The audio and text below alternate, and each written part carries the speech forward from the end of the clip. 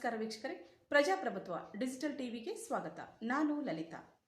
ಪ್ರತಿ ವರ್ಷ ಕೂಡ ಆಲಮಟ್ಟೆ ಜಲಾಶಯ ತುಂಬಿದ ತಕ್ಷಣ ಬಾಗಿನ ಅರ್ಪಣೆ ಮಾಡುವಂತಹದ್ದು ಸಂಪ್ರದಾಯ. ಅದೇ ತರಹ ಇಂದು ವಿಜಯಪುರ ಜಿಲ್ಲೆಯ ನಿಡಗುಂದಿ ತಾಲೂಕಿನ ಆಲಮಟ್ಟೆಯ ಲಾಲ್ ಬಹದ್ದೂರ್ ಶಾಸ್ತ್ರಿ ಜಲಾಶಯಕ್ಕೆ ನಾಡಿನ ದೊರೆ CM Siddaramaiah, DCM DK Shivakumar ಸೇರಿದಂತೆ ಸಚಿವ ಸಂಪುಟದ ಸದಸ್ಯರು, ಶಾಸಕರು ಸೇರಿಕೊಂಡು ಗಂಗಾ ಪೂಜೆ ನಡೆಸಿ ಬಾಗಿನ ಅರ್ಪಣೆ ಮಾಡಿದರು. ಹೌದು, ವಿಜಯಪುರ ಜಿಲ್ಲೆಯ ಜೀವನಾಡಿ ಕೃಷ್ಣೆ ತುಂಬಿದ ತಕ್ಷಣ ಬಾಗಿನ ಅರ್ಪಣೆ ಮಾಡಬೇಕು ಎಂಬುದು ಈ ಭಾಗದ ರೈತರ ಜನರ ಒತ್ತಾಯ. ಈಗ ಜಲಾಶಯ ತುಂಬಿದ ಹಿನ್ನೆಲೆ ನಾಡದೊರೆ ಸಿದ್ದರಾಮಯ್ಯ, ಡಿಸಿಎಂ ಡಿಕೆ ಶಿವಕುಮಾರ್ ಸೇರಿದಂತೆ ಸಚಿವರುಗಳು, ಶಾಸಕರು ಸೇರಿಕೊಂಡು ಗಂಗಾ ಪೂಜೆ ನೆರವೇರಿಸಿ ಕೃಷ್ಣೆಗೆ ಬಾಗಿನ ಅರ್ಪಣೆ ನಡೆಸಿದರು. ಆಗಮಿಸುವ ಮೂಲಕ ಬಾಗಿನ ಅರ್ಪಣೆ ನೆರವೇರಿಸಿದರು. ಬಳಿಕ ಮಾಧ್ಯಮದವರನ್ನು ಉದ್ದೇಶಿಸಿ ಮಾತನಾಡಿದ ಡಿಸಿಎಂ ಡಿಕೆ ಶಿವಕುಮಾರ್, ಇವತ್ತು ತುಂಬಾ ಸಂತೋಷವಾಗುತ್ತಿದೆ. ವರುಣ ರೈತರ ಬದುಕಿಗೆ ಸಹಾಯ ಮಾಡಿಕೊಂಡು ಬರುತ್ತಿದ್ದಾನೆ. ನಮಗೆ ದುಃಖ ಏನೆಂದರೆ 519 ರಿಂದ 524 ಅಡಿಗೆ ಏರಿಸಲೇಬೇಕು ಎಂದು ಸಂಕಲ್ಪ ಮಾಡಿದ್ದೇವೆ. ನಾನು ಸಣ್ಣ ನೀರಾವರಿ ಸಚಿವರು, ಸಿಎಂ ಅವರು ಸೆಂಟ್ರಲ್ ಮಿನಿಸ್ಟರ್ಗೂ ಭೇಟಿ ಮಾಡಿದ್ದೇವೆ. ನಾನು 5 ಬಾರಿ ಭೇಟಿ ಮಾಡಿರುವೆ. 2 ಬಾರಿ ಕೇಂದ್ರದ ಮಂತ್ರಿಗಳು ಸಭೆ ನಿಗದಿ ಮಾಡಿದ್ದರು. ಒಮ್ಮೆ ಆಂಧ್ರದ ಮುಂದೆ ಹಾಕಿದ್ದಾರೆ. ಈಗಾಗಲೇ 100ಕ್ಕೂ ಅಧಿಕ ಟಿಎಂಸಿ ನೀರು ಸಮುದ್ರ ಸೇರಿದೆ. ಎತ್ತರದಿಂದ ಮುಳುಗಡೆಯಾಗುವ ವಿಚಾರವಾಗಿ ಪರಿಹಾರದ ಕುರಿತು ಚರ್ಚೆ ನಡೆಯುತ್ತಿದೆ. ಈ ವಿಚಾರವಾಗಿ ಈಗಾಗಲೇ ಸಭೆ ನಡೆಸಲಾಗಿದೆ. ಕೆಲವೊಂದೆಡೆ ರೈತರು ಕೋರ್ಟಿಗೆ ಹೋಗಲು ಮುಂದಾಗಿದ್ದಾರೆ. ನಮ್ಮ ಉದ್ದೇಶ ರೈತರ ಸಮಸ್ಯೆ ಒಂದು ಟೈಮ್ನಲ್ಲಿ ಬಗೆಹರಿಸಬೇಕು ಎಂದು ವಿಚಾರ ಮಾಡಿದ್ದೇವೆ ಎಂದರು. ಇನ್ನು ಸದ್ಯದಲ್ಲೇ ಪರಿಹಾರದ ಹಣದ ವಿಚಾರವಾಗಿ ಸಭೆ ಮಾಡಿ ತಿಳಿಸುತ್ತೇವೆ ಎಂದರು. ಇವತ್ತು ನಮಗೆಲ್ಲ ಬಹಳ ಸಂತೋಷ ಆಗ್ತಾ ಇದೆ. ಭಗವಂತನ ಕೃಪೆ, ವರ್ಣ ನಮ್ಮ ರೈತನ ಬದುಕಿಗೆ ಸಹಾಯ ಮಾಡಿಕೊಂಡು ಬರ್ತಾ ಇದ್ದಾರೆ. ನಮ್ಗೇನಪ್ಪ ದುಃಖ ಅಂದ್ರೆ, ಕರ್ನಾಟಕ ಸಿದ್ದರಾಮಯ್ಯ ನೇತೃತ್ವದ ಸರ್ಕಾರ 519 ರಿಂದ 524 ಅಡಿಗೆ ನಾವು ಏರಿಸಲೇಬೇಕು, ಮೀಟರ್ ಏರಿಸಲೇಬೇಕು ಅಂತ ಹೇಳಿ ನಾವು ಸಂಕಲ್ಪವನ್ನು ನಾವು ಮಾಡಿದ್ದೇವೆ. ಇದು ನಮ್ಮ ಪ್ರಯಾರಿಟಿ. ನಾನು, ನಮ್ಮ ಸಣ್ಣ ನೀರಾವರಿ ಮಂತ್ರಿ ಮತ್ತು ಮುಖ್ಯಮಂತ್ರಿಗಳು ನಾವು ಸೆಂಟ್ರಲ್ ಮಿನಿಸ್ಟರ್ ಕೂಡ ಭೇಟಿ ಮಾಡಿ ಇದ್ರ ಬಗ್ಗೆ ನೀವು ನೋಟಿಫಿಕೇಶನ್ ಮಾಡಬೇಕು ಅಂತ ಹೇಳಿ ನಾವು ಒತ್ತಾಯವನ್ನು ನಾವು ಮಾಡಿದ್ದೇವೆ. ನಾನು 5 ಬಾರಿ ಭೇಟಿಯನ್ನು ಮಾಡಿದ್ದೇನೆ. ಈ ವಿಚಾರ ಪ್ರಸ್ತಾವನೆ ಮಾಡಿದ್ದೇನೆ. ಪ್ರೈಮ್ ಮಿನಿಸ್ಟರ್ ಕೂಡ ನಾವು ಭೇಟಿ ಮಾಡಿದ್ದೇವೆ. 2 ಬಾರಿ ಸಭೆ ನಿಗದಿ ನಮ್ಮ ಕೇಂದ್ರ ಮಂತ್ರಿಗಳು ನಿಗದಿಯನ್ನ ಮಾಡಿದ್ರು. ಆ 2 ಬಾರಿ, 1 ಬಾರಿ ಆಂಧ್ರರವರು ಬಹುಶಃ ಮುಂದಕ್ಕೆ ಹಾಕ್ಸಿದ್ರು, ಇನ್ನೊಂದು ಬಾರಿ ಮಹಾರಾಷ್ಟ್ರವರು ಮುಂದಕ್ಕೆ ಹಾಕ್ಸಿದ್ರು ಅಂತ ಹೇಳಿ ನನಗೆ ಮಾಹಿತಿ ಬಂದಿದೆ. ಆದರೆ ಮೊನ್ನೆ ಬಹಳ ನಾನು ಅನೇಕ ಒತ್ತಡಗಳು ಕೂಡ ಮತ್ತೆ ನಾನು ಅವ್ರ ಮೇಲೆ ಹೇರಿದಾಗ, ಇಲ್ಲ ನೀವು ಗಾಬರಿ ಪಡ್ಕೊಳ್ಳೋದು ಬೇಡ, ನಾವು ಇದನ್ನ ಜಸ್ಟ್ ಕೆಲವು ತಾಂತ್ರಿಕವಾದ ವಿಚಾರದಿಂದ ಸ್ವಲ್ಪ ಮುಂದಕ್ಕೆ ಹಾಕಿದ್ದೇವೆ, ಮತ್ತೆ ನಿಮಗೆ ದಿನಾಂಕವನ್ನು ನಿಗದಿ ಮಾಡ್ತೀವಿ ಅಂತ ಹೇಳಿ ನಮಗೆ ಆಶ್ವಾಸನೆಯನ್ನು ಕೊಟ್ಟಿದ್ದಾರೆ. ಹಿಂದೆ ನಮ್ಮ ಎಂ ಬಿ ಪಾಟೀಲ್ ಅವರು ಹೇಳ್ತಾ ಇದ್ರು, ಮಹಾರಾಷ್ಟ್ರದವರು ನಮ್ದು ಯಾವ ತರದ ತಕರಾರು ಇಲ್ಲ ಕೂಡ ಅಂತ ಹೇಳಿದ್ದಾರೆ. ಈಗಾಗಲೇ 100ಕ್ಕೂ ಹೆಚ್ಚು ಟಿಎಂಸಿ ಈಗಾಗಲೇ ಸಮುದ್ರಕ್ಕೆ ಸೇರಿದೆ. ಕೆಲವು ಸಂದರ್ಭದಲ್ಲಿ 400ಕ್ಕೂ ಹೆಚ್ಚು ಟಿಎಂಸಿ ಕೂಡ ಹೋಗಿದ್ದು ದಾಖಲೆಗಳು ಕೂಡ ಇದೆ. ಇದನ್ನು ನಾವು ಜಾರಿ ಮಾಡಬೇಕು ಅಂತೇಳಿ ಈಗಾಗಲೇ ನಮ್ಮ ಮುಖ್ಯಮಂತ್ರಿಗಳು ಬಜೆಟ್ ಅಲ್ಲಿ ಕೂಡ ಘೋಷಣೆಯನ್ನು ಮಾಡಿದ್ದಾರೆ. ಈಗ ರೈತರ ಭೂಮಿ ಏನು ಮುಳುಗಡೆ ಆಗ್ತಾ ಇದೆ ಮತ್ತು ಚಾನಲ್ ವಿಚಾರ ಇದೆ, ಈ ವಿಚಾರದಲ್ಲಿ ನಾವು ಅನೇಕ ಸಭೆಗಳನ್ನು ನಾವು ಮಾಡಿದ್ದೇವೆ. ಹಿಂದಿನ ಬೊಮ್ಮಾಯಿ ಸರ್ಕಾರ ಒಂದು ರೇಟ್ ಅನ್ನ ನಿಗದಿ ಮಾಡಿತ್ತು. ನಮ್ಮ ಅನೇಕ ಶಾಸಕರು, ಮಂತ್ರಿಗಳೆಲ್ಲ ನಮ್ಮ ಮೇಲೆ ಒತ್ತಡವನ್ನು ಹಾಕಿ ಅವ್ರೇನು ಕ್ಯಾಬಿನೆಟ್ ನಲ್ಲಿ ಬಿಜೆಪಿ ಸರ್ಕಾರ ಮಾಡಿತ್ತು ಅದನ್ನು ನಮ್ಗೆ ಅನುಕೂಲ ಆಗ್ತಾ ಇಲ್ಲ, ಕಾನೂನು ಚೌಕಟ್ಟಿನಲ್ಲಿ ನಮ್ಗೆ ತೊಂದರೆ ಆಗ್ತಾ ಇದೆ ಅಂತ ಹೇಳಿ ನಮ್ಮ ಮೇಲೆ ಒತ್ತಡವನ್ನು ಹಾಕಿ ಬೆಳಗಾಂನಲ್ಲಿ ಮುಖ್ಯಮಂತ್ರಿಗಳು ಎಲ್ಲ ಶಾಸಕರನ್ನ ಕರೆಸಿ ತೀರ್ಮಾನವನ್ನ ಮಾಡಿದ್ದಾರೆ. ನಾನು, ಎಂ ಬಿ ಪಾಟೀಲು, ಶಿವಾನಂದ ಪಾಟೀಲು, ತಿಮ್ಮಾಪುರು, ಪ್ರಿಯಾಂಕ್ ಖರ್ಗೆ, ಶರಣ ಪಾಟೀಲ್ ಅವರು ಎಲ್ಲ ಕೂಡ ನಾವೆಲ್ಲ ಈಗಾಗಲೇ ಒಂದು ರೌಂಡ್ ಚರ್ಚೆಯನ್ನು ಕೂಡ ಮಂತ್ರಿಗಳು ಕೂಡ ಎಚ್ ಕೆ ಪಾಟೀಲ್ ಕೂಡ ಸೇರ್ಕೊಂಡಂತೆ ನಾವೆಲ್ಲ ಚರ್ಚೆ ಮಾಡಿದ್ದೇವೆ. ಮೊನ್ನೆ ಎಲ್ಲ ಶಾಸಕರನ್ನ, ರೈತರು ಕೂಡ ನಾವೆಲ್ಲ ಮಾತಾಡಿದ್ದೇವೆ. ಏನು ನಮ್ಮ ಸಭೆಯಲ್ಲಿ ಏನು ಅಭಿಪ್ರಾಯ ಮೂಡ್ತು ಅದನ್ನು ಮುಖ್ಯಮಂತ್ರಿಗಳು ಕೂಡ ನಾನು ಗಮನಕ್ಕೆ ತಂದಿದ್ದೇನೆ. ಬಹುಶಃ ಸುಮಾರು 20,000 ಕೇಸು ಈಗಾಗಲೇ ರೈತರು ಕೋರ್ಟ್ಗೆ ಹೋಗ್ತಾ ಇದ್ದಾರೆ.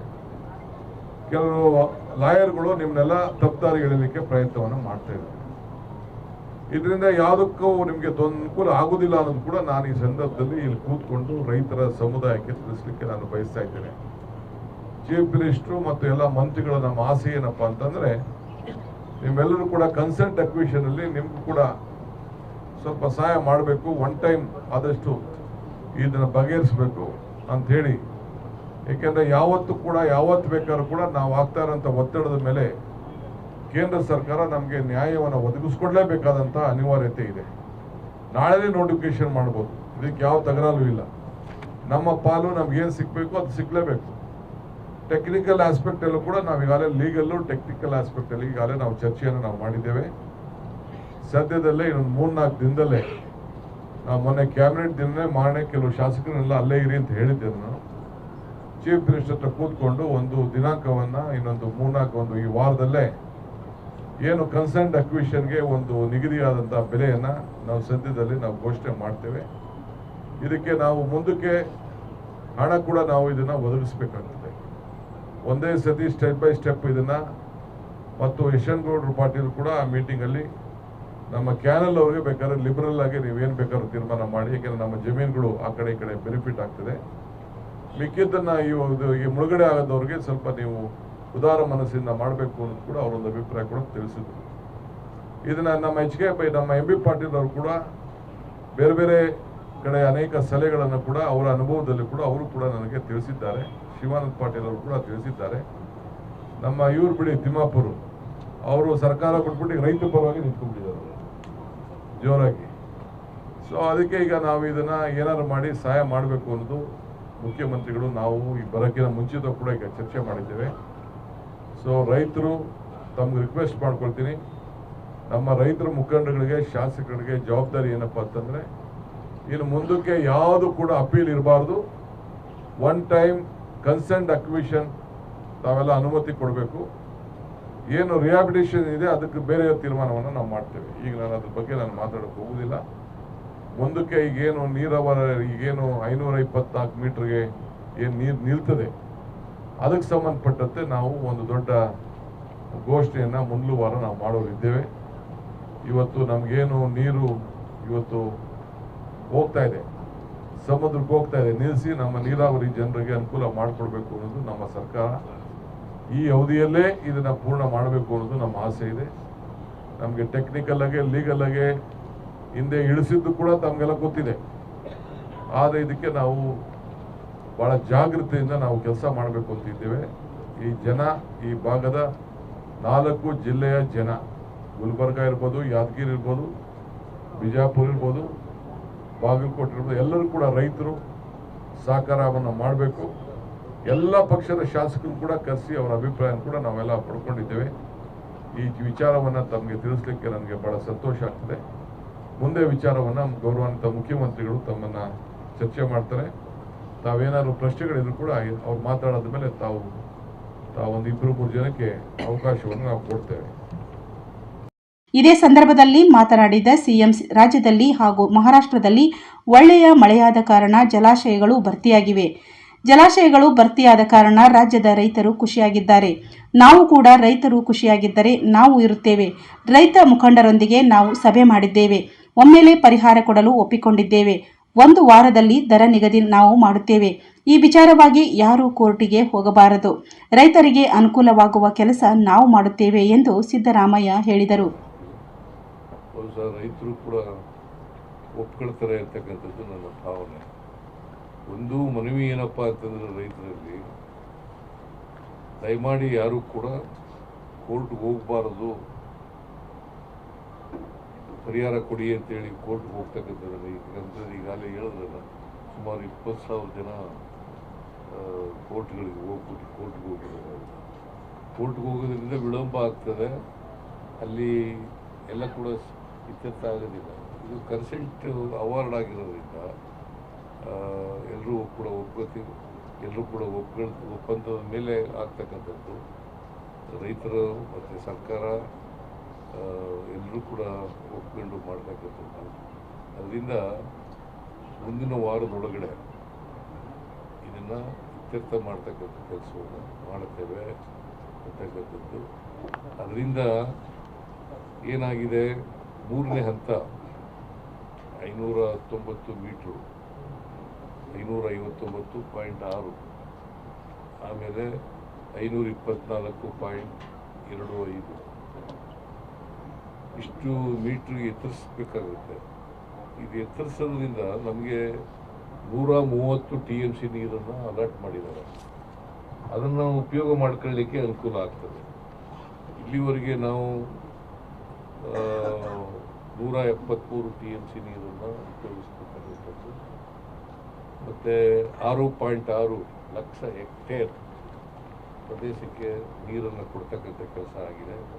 3ನೇ ಹಂತ 1-2 ಆಗಿದೆ. 3ನೇ ಹಂತ ಅದು ಕೂಡ ತೀರ್ಮಾನ ಆಗಿದೆ. 2ನೇ ಟ್ರಿಬ್ಯುನಲಲ್ಲಿ ತೀರ್ಮಾನ ಆಗಿದೆ. ಆದರೆ ಗೆಜೆಟ್ ನೋಟಿಫಿಕೇಷನ್ ಆಗಿಲ್ಲ.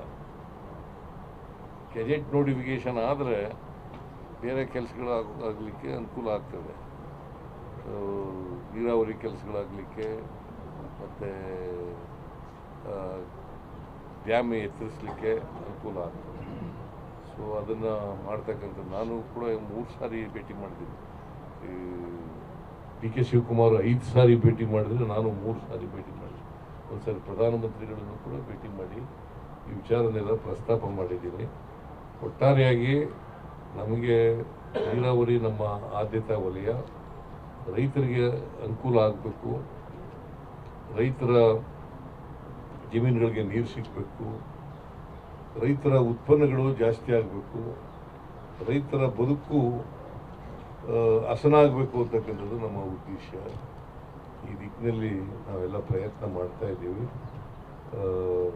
ನಾನು ಬೇರೆ ವಿಚಾರಗಳಿದ್ದರೆ, ಏನಾದರೂ ಪ್ರಶ್ನೆಗಳಿದ್ದರೆ ಕೇಳಿ, ಆ ಪ್ರಶ್ನೆಗಳಿಗೆ ಉತ್ತರ ಕೊಡ್ತಕ್ಕಂಥ ಕೆಲಸವನ್ನು ಮೊದಲು ಡಿ ಕೆ ಶಿವಕುಮಾರ್ ಕೇಳಿ, ಆಮೇಲೆ ನನಗೆ ಕೇಳಿ. ಪ್ರತಿ ಬಾರಿ ಕೂಡ ಆಲಮಟ್ಟಿ ಜಲಾಶಯ ತುಂಬಿದ ಸಂದರ್ಭದಲ್ಲಿ ಬಾಗಿನ ಅರ್ಪಣೆ ಮಾಡುವಂತದ್ದು ಸಂಪ್ರದಾಯ. ಅದರಂತೆ ಈ ಬಾರಿ ಆಲಮಟ್ಟಿ ಜಲಾಶಯ ತುಂಬಿದ ಕಾರಣ ಸಿಎಂ, ಡಿಸಿಎಂ ಸೇರಿದಂತೆ ಸಚಿವರುಗಳು, ಶಾಸಕರುಗಳು ಹಾಗೂ ಅವಳಿ ಜಿಲ್ಲೆಯ ಜನಪ್ರತಿನಿಧಿಗಳು ಆಗಮಿಸಿ ಭಾಗವಹಿಸುವ ಮೂಲಕ ಬಾಗಿನ ಅರ್ಪಣೆ ನೆರವೇರಿಸಿದ್ದು ನಿಜಕ್ಕೂ ಶ್ಲಾಘನೀಯವೇ ಸರಿ.